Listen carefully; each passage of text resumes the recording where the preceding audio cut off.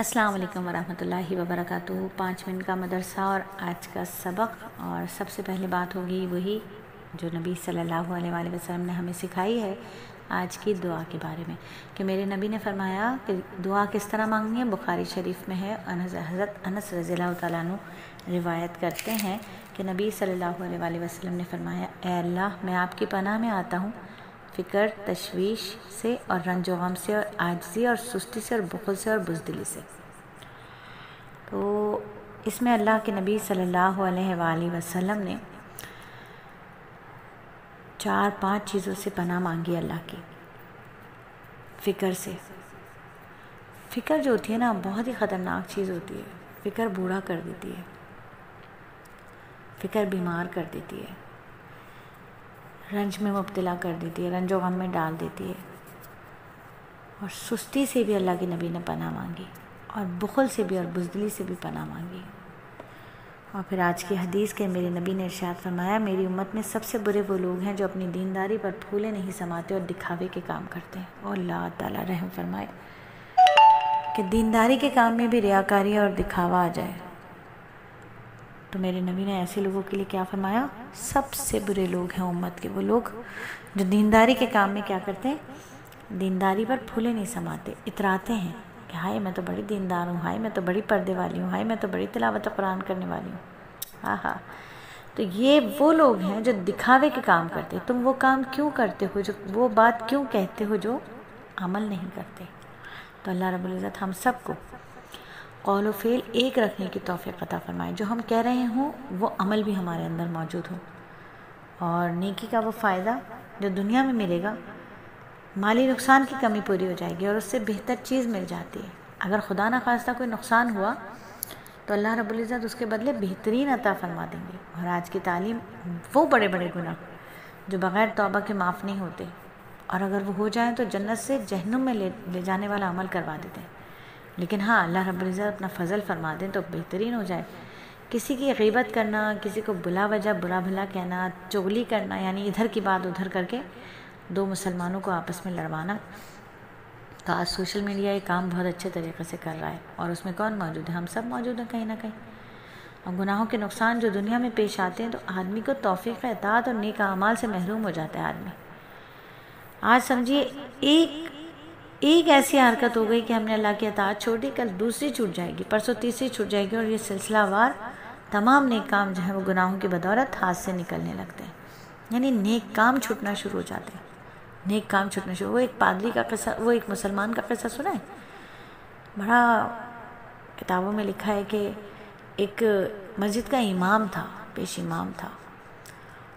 ایک دن سستی کی وجہ سے جماعت میں دیر ہو رہی تھی، لوگ جمع ہو گئے، اس نے وضو نہیں کیا ہوا تھا، تو اس نے سوچا کہ کوئی مسئلہ ہی نہیں ہے، بغیر وضو کے اس نے نماز پڑھا دی۔ پھر ایسا ہوا کہ اس نے سوچا پتہ ہی نہیں چلا کسی کو بھی، کوئی مسئلہ ہی نہیں ہے، پھر وہ اکثر بغیر وضو کے نماز پڑھانے لگا۔ ایک دن اس کے اوپر غسل واجب ہو گیا۔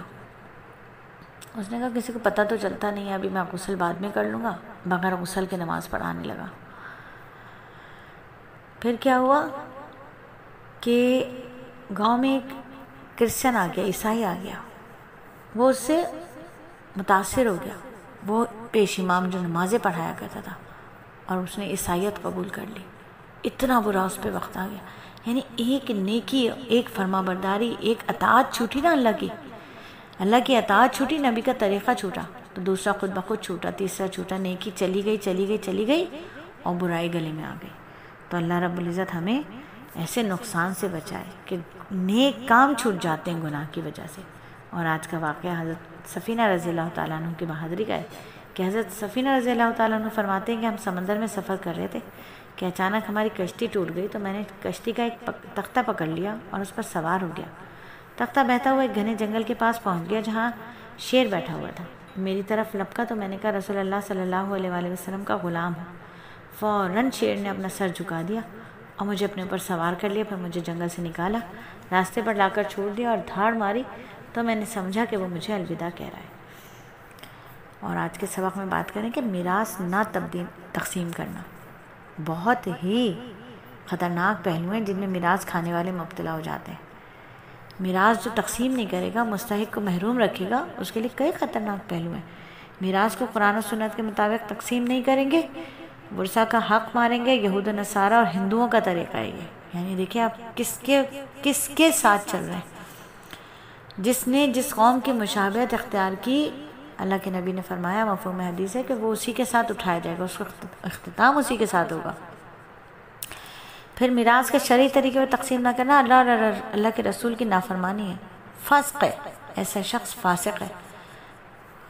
خاص طور پر برس اس پر اختیار کرنا کہ توبہ نہ کرنا بڑا گناہ ہے، اللہ تعالیٰ سے بغاوت ہے۔ میراث حقداروں کا مال کھا جانا ظلم ہے اور یہ شخص ظالم ہے۔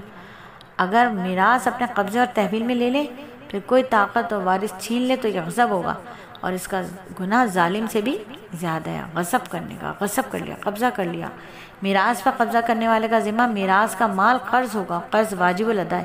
اگر کوئی دنیا میں ادا نہیں کرے گا تو آخرت میں لازماً دینا ہوگا۔ ایسا مال جس میں میراث کا مال شامل ہو، اس سے صدقہ خیرات اور تقرب، حج عمرہ کرنا اگرچہ فتوے کے لحاظ سے جائز ہے، فریضہ ادا ہو جائے گا، لیکن ثواب حاصل نہیں ہوگا، کیونکہ اللہ تعالیٰ تو پاک اور طیب مال کو قبول کرتا ہے۔ جو میراث کا مال کھاتا ہے اس کی دعائیں قبول نہیں ہوتی۔ میراث شریعت کے مطابق تقسیم نہ کرنے والا دوزخ میں داخل ہوگا۔ جو اشخاص میراث کا مال کھا جاتے ہیں، حقدار وارث ان کو بددعائیں دیتے ہیں، میراث مستحقین کو نہ دینے والا حقوق و لباس تلف کرنے کا مجرم ہے۔ تو اللہ رب العزت ہمیں ظالموں سے نکال دے، نہ ہمیں مظلوم بنائے اللہ رب العزت، نہ ظالم بنائے، کیونکہ جو مظلوم ہوتا ہے نا، یہ خود اپنے اوپر ظلم کرتا ہے سب سے پہلے، کیونکہ یہ آواز بلند نہیں کرتا اپنے ظلم کے خلاف۔ تو اللہ رب العزت ہمیں ان لوگوں میں شامل فرمائے جو اللہ کے پسندیدہ ہیں، جو نیک ہیں، متقین ہیں، صالحین ہیں۔ اللہ رب العزت ہمیں شاکرین میں داخل فرمائے، اللہ رب العزت ہمیں جنتیوں میں داخل فرمائے، اللہ رب العزت ہم سب سے راضی ہو جائے، آمین ثم آمین۔